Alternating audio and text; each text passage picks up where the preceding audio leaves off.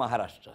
आवाज कोणाचा जेव्हापासून सुरू झालं तेव्हापासून आपण जो काही प्रतिसाद देत आहात त्याबद्दल पुन्हा एकदा आपणा सर्वांना धन्यवाद. आणि आजच्या भागात आपण आवाज ऐकणार आहोत तो शिवसेनेचे ज्येष्ठ नेते, शिवसेनेचे माजी उद्योगमंत्री आणि निष्ठावान शिवसैनिक आदरणीय सुभाषजी देसाई साहेबांचा. तेव्हा स्वागत करूया शिवसेना नेते सुभाषजी देसाई यांचं. नमस्कार. नमस्कार. जय महाराष्ट्र. जय महाराष्ट्र. सर्वप्रथम मी ह्या तुमच्या आवाज कोणाच्या या उपक्रमाबद्दल तुमचं अभिनंदन करतो. तुमचं आणि ही संकल्पना तयार करणारे आदित्य ठाकरे यांना धन्यवाद देतो की या माध्यमातून खरी भूमिका काय, पडद्यामागे सत्य काय होतं हे आता जनतेपर्यंत वेगवेगळ्या शब्दांमधून पोहोचू लागले तुमच्या माध्यमातून. म्हणून तुमचं अभिनंदन, तुम्हाला धन्यवाद. धन्यवाद. असाच आशीर्वाद द्या. उत्तम आणि जे जे चांगलं करता येईल त्यासाठी आम्ही सगळे निष्ठावान तितक्याच तन्मयतेने कायम काम करत राहू आणि शिवसेनेचा भगवा खांद्यावर घेऊन कायम धावत राहू. या आजच्या आवाज कुणाचाला सुरुवात करत असताना पहिला प्रश्न, शिवसेना या 4 अक्षरांचं तुमच्या आयुष्यातलं स्थान काय? आता प्रश्न तुम्ही पहिलाच असा काय टाकलेला आहे की म्हणजे अख्ख्या विश्वाचं वर्णन करावं का, अख्ख्या आयुष्याच्या यात्रेचं वर्णन करावं का, तसं शिवसेनेचं आणि आपलं म्हणजे माझं काय तुमचं काय सर्व शिवसैनिकांचं जे कट्टर आहे निष्ठावंत आहेत त्यांचं हे त्यांना वर्णन करायला सांगण्यासारखं आहे. हे वर्णनाच्या पलीकडचं नातं आहे असं मी सांगेन की आता मी कल्पना नाही करू शकत की मग माझ्या आयुष्यात शिवसेना नसती किंवा शिवसेना ह्या संकल्पनेशी मी कसा ना कसा जोडला गेलो नसतो तर काय झालं असतं, कुठे असतो, कोण असतो, काय असतो, काही नाही. रस्त्याच्या बाजूला असंख्य दगड पडलेले असतात. कुणीतरी त्यातला एक दगड उचलतो, त्याला शेंदूर लावतो, तो एका चांगल्या ठिकाणी ठेवतो आणि लोक त्याला देव म्हणून नमस्कार करू लागतात. माननीय बाळासाहेबांनी असे आमच्यासारखे रस्त्याच्या कडेला पडलेले जे दगड होते त्या दगडांना शिवसेना नावाचा लेप लावून, सिंदूर लावून शिवसेनेच्या त्या कोंदणामध्ये, देव्हाऱ्यामध्ये, त्या दालनामध्ये किंवा मंदिरामध्ये आम्हाला जागा दिली. केवढा चमत्कार आहे हा. नाहीतर काय नाही हो, आयुष्य येतं असतं, पूर्ण होतं, आपण येतो जातो, काय आपला काय रोल असतो, काय भूमिका असते, काय करत असतो. पण शिवसेना ह्या एका मंत्राची जोड आल्याबरोबर एक चमत्कार झाला आणि सगळं आयुष्य बदलून गेलं आणि खूपच अर्थपूर्ण आपण जगलो ह्याचं मोठं समाधान या वळणावर आहे. पण मग तुमचं बालपण कुठलं? मी खरं तर माझं आणि गोरेगाव ह्याचं मी एकरूपच आहे. वयाच्या 7व्या वर्षी माझं कुटुंब, वडील, कारण वडील पोलीसमध्ये नोकरीला असल्यामुळे बदल्या व्हायच्या, त्या बदल्या होत्या. त्या पूर्वी गोरेगाव ह्या मुंबईचा भाग नव्हता. मुंबईची हद्द फक्त जोगेश्वरीपर्यंत होती आणि आमचा विभाग हा ठाणे जिल्ह्याचा भाग होता. तर तिथे त्यांची बदली झाली आणि गोरेगावात आलं. पुढे वडिलांनी असं ठरवलं की मुलांचं शिक्षण होतं आहे, वारंवार बदल्यांमध्ये खूप त्याचं नुकसान होतं, म्हणून गोरेगावमध्येच एका ठिकाणी त्यांनी जागा घेऊन आमचं कुटुंबाला तिथे स्थिर केलं. आणि तेव्हापासून 1949 पासून ते आजतागायत मी गोरेगावमध्येच आहे. मग तुमचं शिक्षण वगैरे सगळं अगदी सगळं आधी लोकल बोर्ड, म्हणजे आताची जिल्हा परिषद, तसं पूर्वी लोकल बोर्ड असायचं, लोकल बोर्डाची शाळा, मग अभि गोरेगावकर इंग्लिश स्कूल ही एक मुंबईतली आणि अर्थात गोरेगावातली नामांकित शाळा आहे. त्या शाळेत शिकण्याचा मला योग मिळाला. आणि मग पुढे 1966 जे महाराष्ट्रातला एक मैलाचा दगड वाटावा असं वर्ष, 1966 माननीय बाळासाहेबांनी शिवसेनेची स्थापना केली. शिवतीर्थावर पहिलं भाषण झालं 30 ऑक्टोबर 1966. हा पहिला मेळावा शिवसेनेचा शिवतीर्थ, ते ऐकण्याचं मला भाग्य किंवा ती संधी मिळाली. आमची गोरेगावची काही तरुण मित्रांची एक टोळीच आम्ही गेलो होतो. त्या गर्दीतून ते ऐकलं आणि म्हटलं नाही. तुम्ही ज्या वेळेला पहिल्यांदा वंदनीय हिंदू हृदय सम्राट शिवसेना प्रमुख बाळासाहेब ठाकरे यांचं ते विचार ऐकण्यासाठी शिवतीर्थावर गेला, पण ते शिवतीर्थावर जात असताना त्यावेळचे तुम्ही सगळे तरुण हां, ते सगळे जे काही गेला ते जावं असं मनात का आलं तेव्हा? काय असं की मार्मिक हे जरा एक होतं. हां. पाहायचो, चाळायचो. त्याच्यामध्ये ते जे काही विषय यायला लागले होते आणि तरुणांचे दुःख, व्यथा, वेदना, म्हणजे आम्ही ते सगळं ते भोगतच होतो. नोकऱ्यांसाठी कुचंबणा, काय सगळी अडचणीच अडचणी होत्या आणि त्यांना बरोबर मार्मिकमध्ये वाचा फुटलेली असायची. त्यामुळे मार्मिक वाचायची, ती व्यंगचित्र, त्याच्यामध्ये ते एक विरंगुळासुद्धा, आनंदसुद्धा, मजा होती, विनोद होते, असं ते गोडी होती. आणि मला सुरुवातीपासून जरा वाचनाची जरा जास्तच आवड, त्यामुळे असे साप्ताहिक वगैरे आमच्याकडे असायची. तर ते मार्मिकमुळे ते कळलं की असा मेळावा होणार आहे आणि त्याला जाऊया, कारण विषय तर तो पहिल्यापासून भिडलेलाच होता. पण मग तिथूनच वाटलं की आपण भविष्यात. काय झालं की शिवतीर्थावरचा शिवसेनेचा पहिला मेळावा 30 ऑक्टोबर 1966. साधं व्यासपीठावर मागे एक बॅनर साध्याच अक्षरात लिहिलेला आणि प्रबोधनकार ठाकरे, बाळासाहेब ठाकरे, अशी सगळी ती मंडळी त्यावेळेला होती. प्रचंड गर्दी झाली होती. त्या गर्दीत आम्ही गोरेगावातल्या तरुणांचं एक टोळकं आम्ही गेलो होतो. सगळीकडे जायचं म्हणजे आमचं जी ती टीम सगळीकडे फिरत असायची. तसे तिकडे गेलो आम्ही, ते ऐकलं भाषण आणि नंतर मग ओढला गेलोच होतो त्या सगळ्या मार्मिकच्या माध्यमातून. आणि आता त्यांचं ऐकल्यानंतर असं वाटलं की अरे हे काही आहेत, हे दमदार दिसतंय सगळं प्रकरण. हां, आणि मग ते तरुण रक्त त्यावेळचं, त्यामुळे ते लवकर ते सूत जुळलं किंवा मग त्याच्यामध्ये ओढला गेलो. मग गोरेगावमध्ये आम्ही कामं करत राहिलो. शिवसेनेची शाखा कोणाला तरी पुढे करायचं, तू शाखा प्रमुख हो, शाखा प्रमुख लागतो ना शाखेला. पण आमच्यामध्ये उलटी स्पर्धा होती, मी नाही. मग आम्ही एकाला मानून मुटकूनच म्हणावं असं उभा केला, बा तू हो, आम्ही सगळे आहोत ना बरोबर. आणि मग ते काम तसं सुरू झालं. त्यावेळची एक आठवण सांगेन. नक्की. शिवसेनेची शाखा सुरू झाली आणि शिवसेनेचे मोर्चेसुद्धा सुरू झाले होते मुंबईमध्ये. आणि मग त्या मोर्चांवर टीका टिप्पण्या आणि बरेच काहीतरी असे वाद निघायचे.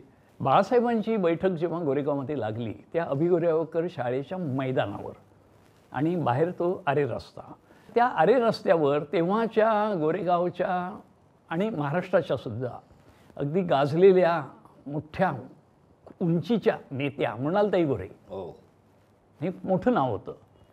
आणि ते समाजवादी, ते शिवसेना ह्या नावाला, त्या विचाराला, त्या चळवळीला, आंदोलनाला सगळ्याला विरोध, ठाम विरोध. ह्या सभेच्या वेळेला बाळासाहेबांची सभा मैदानात आणि ह्या रस्त्यावर मृणालताई गोरे, त्यांचे सहकारी बा सामंत आणि इतर त्यांचे समाजवादी कार्यकर्ते हातामध्ये रेतीच्या आणि पाण्याच्या बादल्या घेऊन उभे राहिले.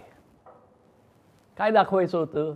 निषेध, प्रतिकात्मक निषेध, की शिवसेनेची सभा संपल्यावर आता जाळपोळ सुरू होणार, हल्ले होतील, आगी लागतील, मग ते विझवायला आम्ही रेती आणि पाणी घेऊन इथे सज्ज आहोत. सभा संपली. बाळासाहेबांनी त्यांच्या नेहमीच्या त्यावेळच्या शैलीत, त्या स्टाईलमध्ये अगदी जोरदार भाषण केलं होतं. लोक बाहेर पडले होते आणि ते ह्यांच्याकडे बघून हसत जात होते लोक. अरे हे काय आहे, म्हणजे हा देखावा, हा तमाशा, असे लोक त्यांची खिल्ली उडवत होते. पण ते नाव मोठंच होतं मृणालताईंचं, त्यामुळे समोर कोणी काही बोललं नाही. तर ती एक त्यावेळची आठवण. काय आगी वगैरे काही लागल्या नाही, मनं पेटून उठली. मनं पेटवणं हे बाळासाहेबांचं तर म्हणजे एक मोठं हत्यारच होतं ना.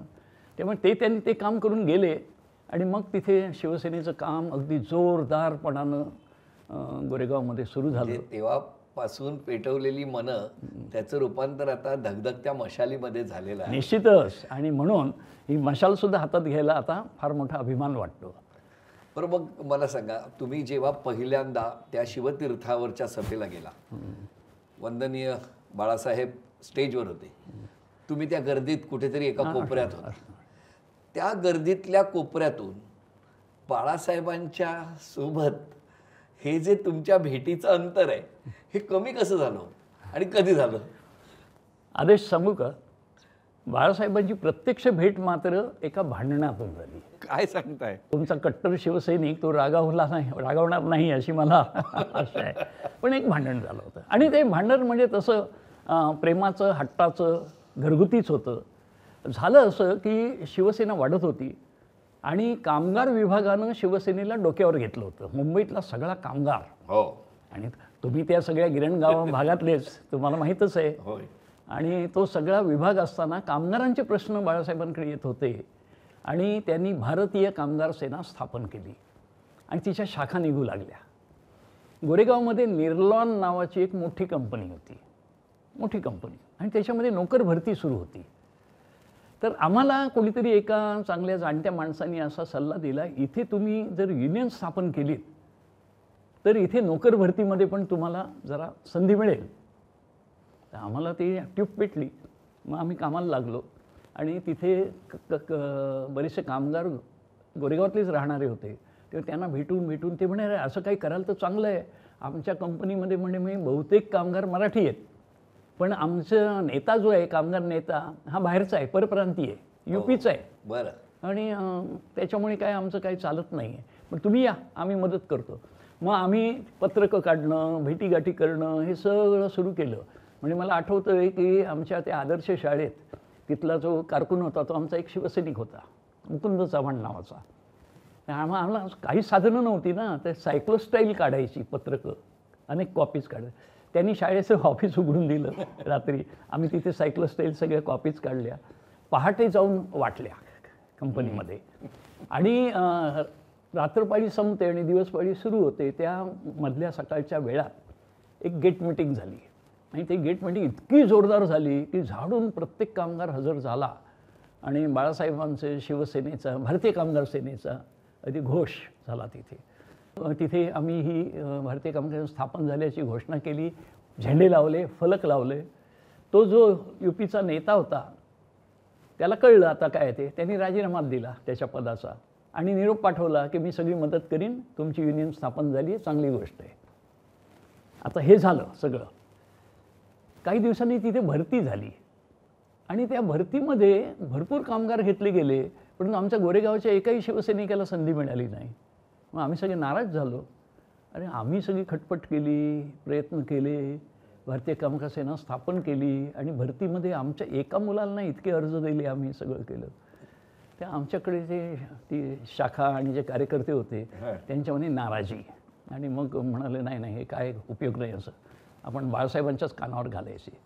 तर कोणीतरी एक टूम काढली, नाही नाही आपली जी पदं आहेत ना, आपण राजीनामाच द्यायचा. ते एक राजीनाम्याचं पत्र कोणते दिलं, खाली सह्या केल्या, काय होते ते माहिती नाही, आणि आम्ही मातोश्रीवर गेलो. मग आम्हाला पहिली आम्हाला बोलवलं आतमध्ये. मातोश्रीवरची पहिली भेट तिथे. आम्हाला बोलवलं आणि काय, आणि ते पत्र दिलं, राजीनामा. बाळासाहेब म्हणाले तुम्हीच कशाला, मी पण देतो. आम्ही एकदम उडालो, अरे काय. मग त्यांनी बघितलं काय झालं सांगा. मग सगळी सांगितलं, हे सगळं केलं, अमुक केलं. आम्ही सगळी पत्रकं, त्याचे सगळे कागदपत्र, त्यानंतर त्याचं रिपोर्ट आणि एक रजिस्टर होतं सह्यांचं वगैरे, हिशेब ठेवले होते, वर्गणी गोळा केली, ते खर्च कसं केलं, विनियोग काय केला, हे सगळं ते दाखवलं. बाळासाहेब सगळं चाळून वगैरे बघितलं. एक प्रश्न विचारला त्या शाखा प्रमुखाला, हे कोणी लिहिलं? ते म्हणजे सुभाषने. मग माझ्याकडे बघितलं, चांगलं आहे, बरं आहे, ठेवलं माझं. मग म्हणाले काय झालं? तर म्हणाले एवढे झाले आणि आमच्या एकाही शिवसैनिकाला नोकरी नाही, म्हणून आम्ही कष्ट करून काय उपयोग झाला. साहेब थांबा. बाळासाहेबांनी दत्ताजींना फोन करून बोलावून घेतलं. दत्ताजी साळवी, कमांडर भारतीय कामगार सेनेचे अध्यक्ष. आणि साहेबांनी त्यांना विचारलं, हे काय म्हणतायत बरोबर आहे का? ते म्हणे नाही, मी पुढच्या वेळेला ह्यांचा विचार करतो. नाही, आता मी करणार. बाळासाहेब म्हणाले, तुमची कोण मुलं आहेत नोकऱ्या मागणारी, मला नावं द्या. आमच्याकडे होतंच सगळं तयार, आम्ही ती दिली यादी. आणि दत्ताजींना म्हणाले, आता पुढच्या भरतीत मी लक्ष घालतो. कारण काय झालं होतं की त्यावेळेला ती जी भरती 100 मुलांची झाली होती, ती सगळी लालबाग, परळ, तिकडची मुलं होती आणि आमचे तिकडचे उपनगरातले किंवा गोरेगावचं कोणी नव्हतं. 1 महिन्याने पुन्हा भरती झाली आणि आमच्या गोरेगावातल्या सगळ्या मुलांसाठी निर्लॉनची दारं उघडली, सगळ्यांना नोकऱ्या मिळाल्या. आणि त्याचा संदेश इतका जोरात गेला की ती शाखेचं काम आमचं चौपट वाढलं, की घराघरांमध्ये ही चर्चा सुरू झाली, शिवसेनेमुळे एवढ्या मुलांना नोकऱ्या मिळाल्या आणि इतक्या चांगल्या कंपनीत नोकऱ्या मिळाल्या. तर असं थोडंसं वाद म्हणा, थोडंसं भांडण म्हणा, लटकं का असेना प्रेमाचं, पण आम्ही तिथे गेलो आणि खूपच जास्त प्रेमात पडलो मातोश्रीच्या आणि तिथून न्याय घेऊन बाहेर पडलो. आज जेव्हा कुठलाही कार्यक्रम करतो किंवा देसाई साहेबांचा कार्यक्रम असला की त्याचं नियोजन, त्याचं सगळ्या गोष्टीत लिखाणापासून ती शिस्त ही अत्यंत प्रकर्षाने आम्हाला सगळ्यांना जाणवते, कारण ती शिस्त लावण्याचं काम तुम्ही करत होता. पण त्यावेळेला जो बाळासाहेबांनी कागद मागितला, हे कोणी लिहिलं इतकं नेटकं, तिथूनच सुरुवात झाली ती. असं वाटतं की त्यांच्या ते लक्षात आलं आणि बाळासाहेब हे गुणग्राहक, बरोबर, त्यांना नेमकं पटकन कळायचं. ते सगळं पाहिल्यानंतर मला नंतर काय जाताना म्हणाले, नंतर कधीतरी भेट. मग मी कुठल्या तरी निमित्ताने गेलो होतो, निरोप यायला लागले. काही काम असलं की हे काम कर, हे बघ, ते बघ. मग एका कामाची सुरुवात अशी झाली की मातोश्रीवर पत्र बरीच यायची आणि साहेब एकदा म्हणाले, अरे ह्या पत्रांना आता उत्तर देणं मला जमत नाही, वेळ नाही मिळत. आणि ती राहतात, पण ते बरोबर नाही. ती माणसं ज्या प्रेमाने लिहित आहेत, आपुलकीने लिहित आहेत, त्यांना उत्तर गेलं पाहिजे. तू जरा ह्यांची उत्तरं लिहून आण. मग मी ती पत्र घेऊन गेलो, त्याच्या एका लेटर पॅडवर उत्तरं लिहिली, लिहून दिली. साहेब त्याच्या खाली सह्या करायचे. त्या सह्यांमध्ये पण एकदा गंमत झाली. आपण कसं मायना लिहितो आणि मग खाली पत्राच्या खाली लिहितो आपला. तर साहेब म्हणाले तसं आपला नाही, आपला नम्र, नम्र शब्द लिही. आणि मी काय लिहिणार बाळासाहेबांच्याबद्दल, तर खाली कंसामध्ये बाळासाहेब ठाकरे. ते म्हणे पत्र माझं आहे ना, मग मी साहेब कसं म्हणणार, मी बाळ ठाकरे, ते हे 2 बदल कर. ते पहिल्या काही पत्रांमध्ये तर आपला शब्द माझ्या हस्ताक्षरात आणि नम्र बाळासाहेबांच्या अक्षरात असं ते लिहून मग सही करायची. ही शिकवण आहे. हे असे छोटे छोटे छोटे प्रसंग आणि त्यातून ते शिकवायचे शिवसैनिकांना. नम्र राहा लोकांसमोर, नेहमी आपण नम्रच असलं पाहिजे. आणि उत्तरं लांबलचक लिहू नको, थोडक्यात लिही. आणि एखादा जर महत्त्वाचा मुद्दा वाटला तर मग त्याला फक्त स्पर्श करायचा, बाकी त्याला पोच मिळते ना, त्याच्यातच त्या पत्रकर्त्याला आनंद आहे.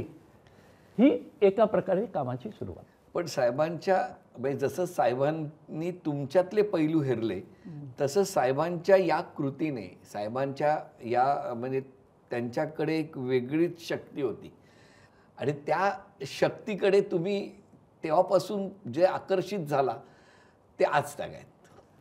हां, म्हणजे कसं काय, ते काही जबाबदारी ते त्यांच्याकडून जर आली किंवा सांगण्यात आलं की हे काम कर, तर आपल्यासाठी तर ते फार मोठं एक म्हणजे आव्हान आहे ना.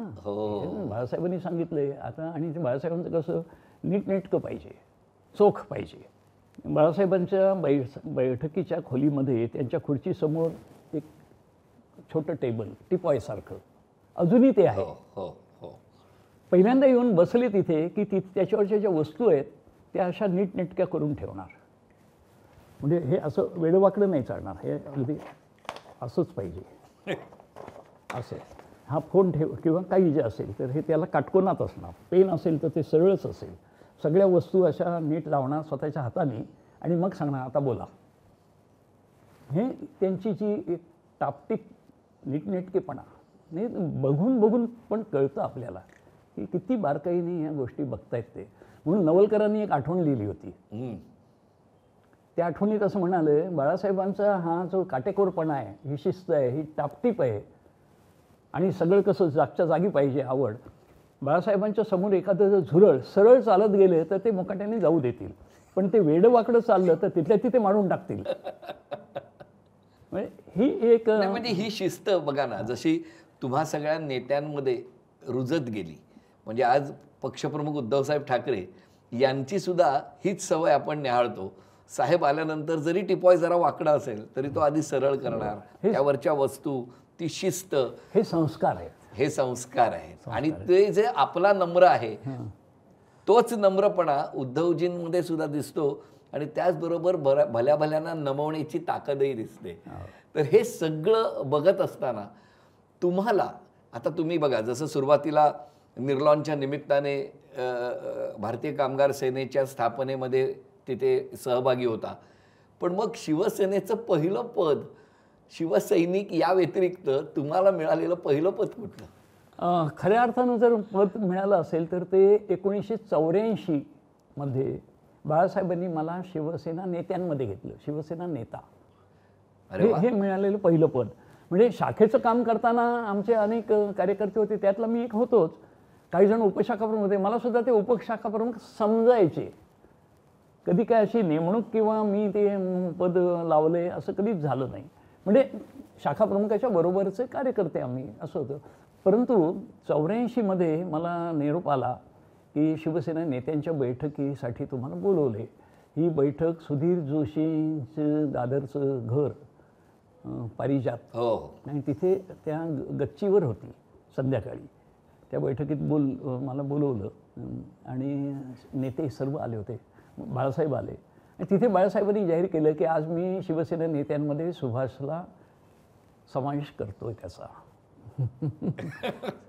तिथून ते आलं आणि ती त्यानंतर मग ती सगळी जबाबदारी सुरू झाली. काय आनंदाचा दिवस असेल तो.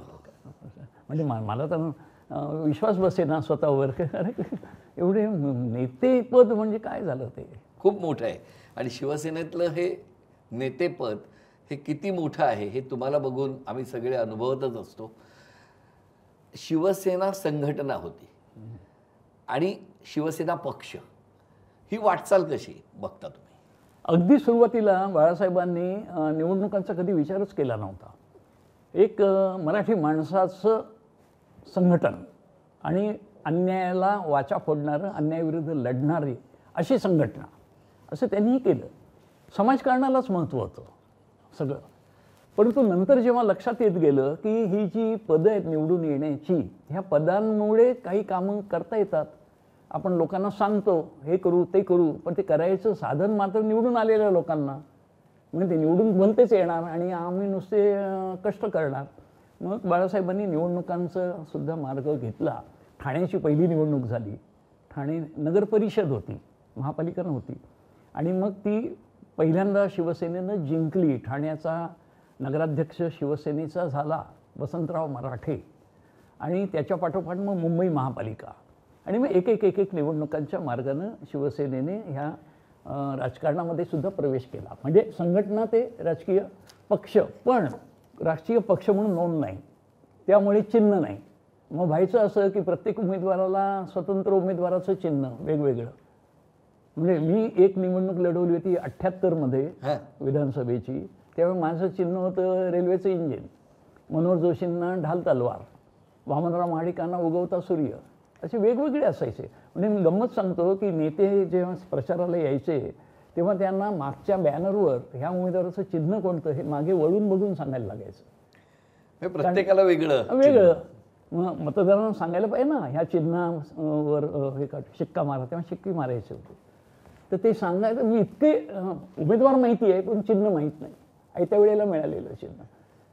पण मग एकच चिन्ह पाहिजे ही गरज तेव्हा निर्माण झाली आणि मग त्याच्यासाठी काही करण्याची वेळ आलीच. 1988 मध्ये इंदिरा गांधींनी त्यावेळेला एक फतवा काढला की सगळ्या राजकीय पक्षांनी त्यांच्या घटनेमध्ये एक बदल करावा आणि लोकशाही समाजवादावर आमचा विश्वास आहे हे कलम घातलं पाहिजे, असं त्यांनी एक निर्णय घेतला. निवडणूक आयोगाने तेव्हा जाहीर केलं की आम्ही आता सगळ्या पक्षांची नव्यानं नोंदणी करतो, तेव्हा ते आपापल्या घटना दुरुस्त्या करून त्या सादर करा. त्या आम्ही काही मंडळींनी बाळासाहेबांना सुचवलं की ही एक आता संधी आहे, आपण आपल्या पक्षाची नोंद आता करून घेऊ. काय होईल त्यामुळे आपल्याला एक चिन्ह मिळेल आणि एक चिन्ह मिळालं तर आपली ही जी गैरसोय होते ते बाळासाहेबांच्या पण ते लक्षात होतं की हे चिन्ह एकच नाही, आपल्याला बाकीच्यांना कसं एकच चिन्ह आहे. करा म्हणाले. मग लागलं. मग ते काय करायला पाहिजे त्याची माहिती मिळते तर त्या पक्षाची घटना पाहिजे. मग घटना तयार करणं, नियम तयार करणं हे सुरू झालं. तर त्या बाबतीत बाळासाहेबांचं मार्गदर्शन घ्यायला गेलं तर त्याच्यामध्ये इतर पक्षांच्या ज्या घटना बघितल्या आम्ही, कारण काहीतरी त्याला आधार पाहिजे, त्याचा अभ्यास केला. तेव्हा लक्षात आलं की निवडणुकांचा त्याच्यात उल्लेख आहे. बाळासाहेब म्हणाले की बघा ही फालतू लोकशाही माझ्या शिवसेनेत नाही चालणार. आता आली अडचण, ते काही करून ते करायचं तर आहेच, कारण आदेश काय होता, नाही नोंदणी करा.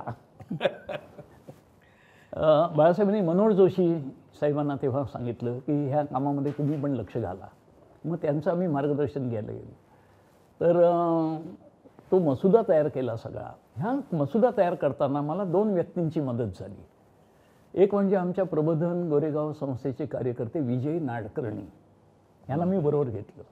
त्यांचं मराठी आणि इंग्रजी भाषेवर प्रभुत्व फार सुंदर, म्हणजे वक्ते तर होतेच, ते खूप पारितोषिके मिळवली होती आणि भाषेचं लिखाण त्याच्यावर अगदी पूर्णपणे त्यांचा अधिकार.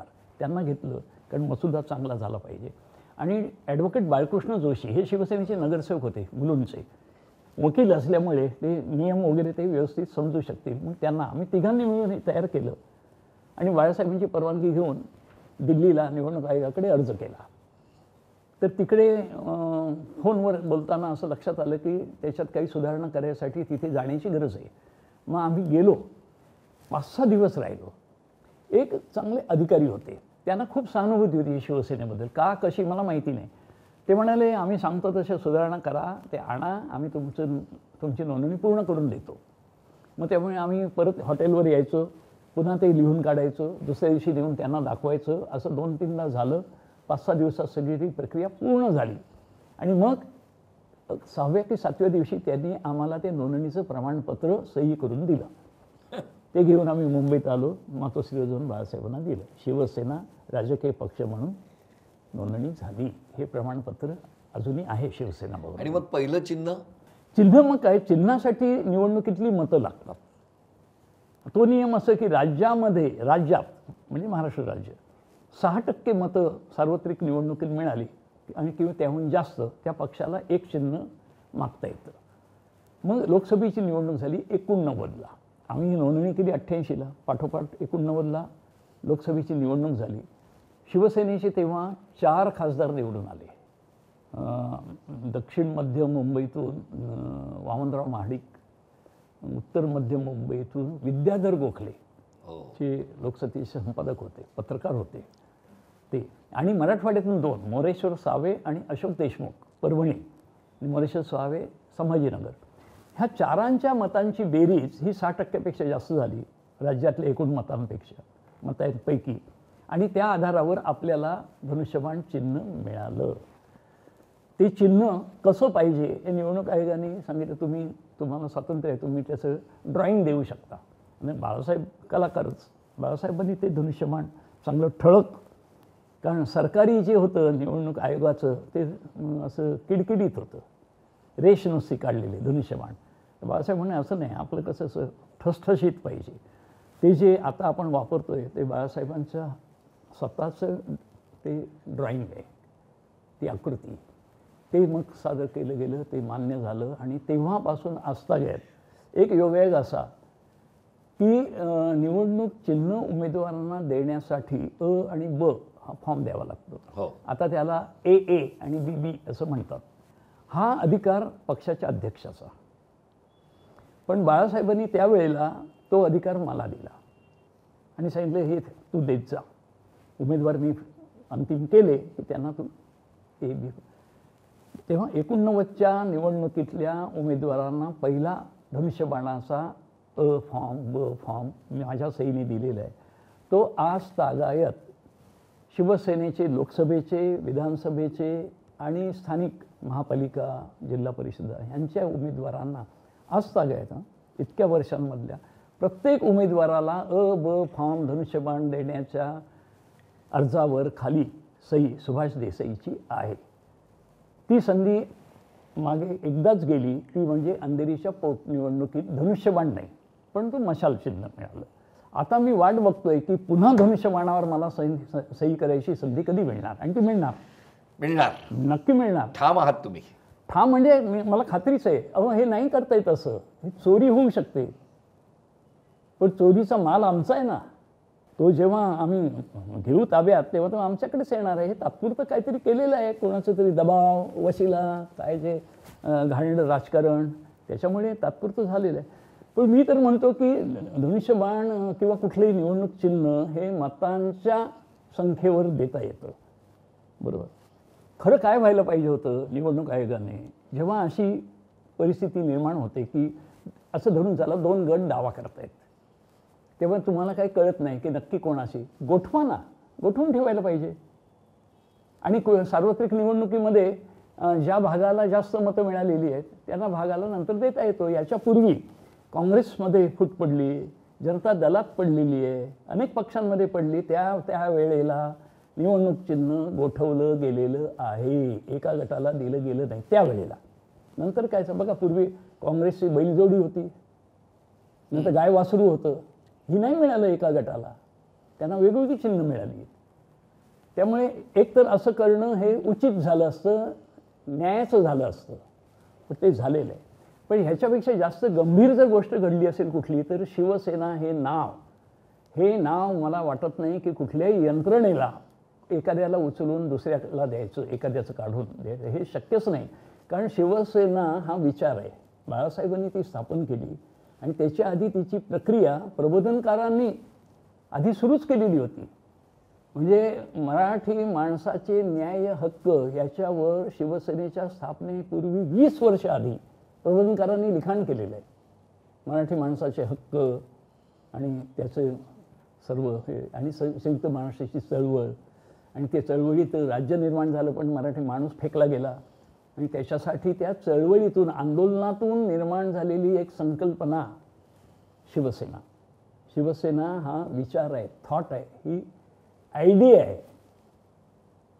तुम्ही ही संकल्पना, ही आयडिया नाही घेऊ शकत.